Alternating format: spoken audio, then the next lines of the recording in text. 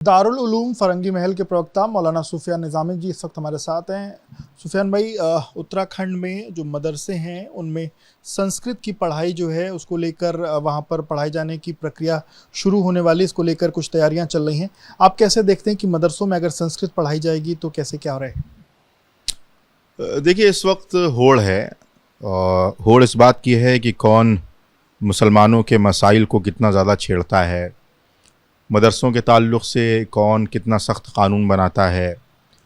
और उत्तराखंड में जो कुछ मुसलमानों के साथ हो रहा है या मुसलमानों के ताल्लुक़ से हो रहा है वो जग ज़ाहिर है। अब एक नया ऑर्डर ये लाना कि साहब वहाँ संस्कृत पढ़ाई जाएगी और संस्कृत पढ़ाना अनिवार्य होगा, पढ़ना अनिवार्य होगा, ये हमारे फंडामेंटल राइट के ख़िलाफ़ है। क्योंकि मदरसों का मकसद क़तई तौर पर ये नहीं है कि वहाँ पर हम मदारिस के अलावा और मजहबी तालीमात के अलावा किसी और तालीम को अनिवार्य करें। संस्कृत को अनिवार्य करना है तो आप पाठशालाओं में करें, आप शिशु मंदिर में करें, वो संस्कृत पढ़ाने की जगह है। संस्कृत अगर एक ऑप्शनल सब्जेक्ट के तौर पर आती है तो भी कोई एतराज़ नहीं होगा, जिसकी मर्ज़ी आए पढ़े, जिसकी मर्ज़ी आए ना पढ़े। लेकिन जब कॉलेजेस में संस्कृत अनिवार्य नहीं है, जब स्कूलों में संस्कृत अनिवार्य नहीं है, जब दूसरे इदारों में जो इस वक्त हिंदुस्तान की तालीम और तरक्की में बड़ी नुमाया किरदार अदा कर रहे हैं, उन जगहों पर, उन यूनिवर्सिटीज़ में, उन कॉलेजेस में, उन पाठशालाओं में, उन मंदिरों में, शिशु मंदिरों में संस्कृत अनिवार्य नहीं है, तो फिर मदरसों में ये ख़ास वजह क्या है कि मदरसों के अंदर संस्कृत को ही अनिवार्य किया जाए? जाहिर सी बात है इसलिए है कि मदरसों में पढ़ने वाले बच्चों का मनोबल तोड़ा जाए और उनके साथ डिस्क्रिमिनेशन किया जाए और तालीम के नाम पर, तरक्की के नाम पर कहीं ना कहीं उनको परेशान और हैरान करने की कोशिश की जाए। ये तमाम चीज़ें इसी बुनियाद पर की जा रही हैं। उसमें ये भी बात चल रही है कि वहाँ पर जो संस्कृत की पढ़ाई होगी वो मौलाना नहीं कराएंगे, बल्कि बाकायदा पंडितों को वहाँ पर ऑन ड्यूटी किया जाएगा और पंडित आकर के मदरसों में ये शिक्षा दीक्षा है। जो भी कोशिश हो सकती है मदरसों के निज़ाम को ख़राब करने के लिए, मदरसों के निज़ाम को दरहम बरहम करने के लिए, मदरसों को उनकी असल मकासद से दूर करने के लिए जो भी कोशिश हो सकती है वो की जा रही है। और उसका यही नतीजा है कि आज इस तरीक़े के ऑर्डर हमारे सामने आ रहे हैं। तो क्या अगर इस तरीके की चीज़ें होती हैं तो आप लोग इसकी मुखालफत करेंगे, इस तरीके की चीज़ें? जी देखिए, सरकार का अपना क्या तर्ज़ अमल है वो सब जानते हैं। फंडामेंटल राइट का हनन करना और किसी के मजहबी मामलात में दखल अंदाज़ी करना, ये किसी भी तौर पर संवैधानिक शपथ लेने वाले शख्स के लिए मुनासिब नहीं होगा। जो भी जमहूरी तरीक़े कार में रहते हुए हमारे पास इख्तियारात हैं, हम उस तरीक़े को इख्तियार करके जो भी चारागोई हो सकती है वो हम उसको इख्तियार करेंगे।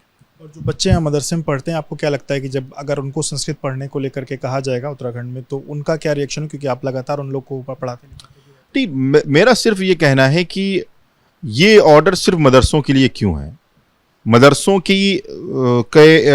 बनाने का मकसद, मदरसों के अंदर तालीम का जो स्टेटस है या मदरसों के अंदर जिस मकसद के लिए मदरसे कायम किए गए हैं, उसमें कहीं भी किसी भी तरीके से संस्कृत का या किसी और ज़बान के अनिवार्य होने का कोई मकसद नहीं है।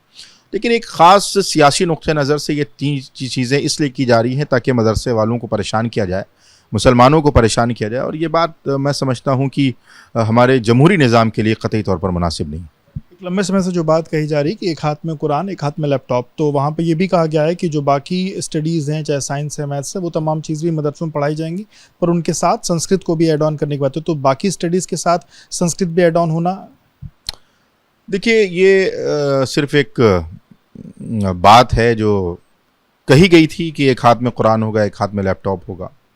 कहाँ लैपटॉप है, किस मदरसे में लैपटॉप दिया गया और किस मदरसे के अंदर सरकारी सतह पर यह कोशिश की गई कि वहाँ पर बच्चों को आला तालीम से आरास्ता किया जाए।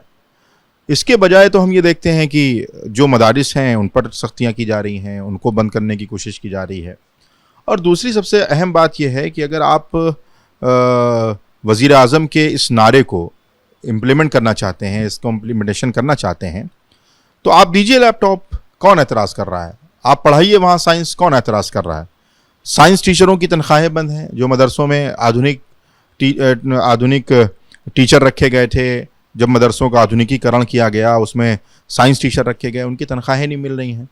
तो ये सिर्फ ज़ुबान पर एक जुमला रट लेना और उसको ज़मीन पर उतारना, इन दोनों में बहुत ज़्यादा ज़मीन आसमान का फ़र्क होता है। और मुझे लगता है कि ज़मीन पर उतर जाए तभी इसकी हकीकत को हम सही तौर पे बयान कर सकते हैं।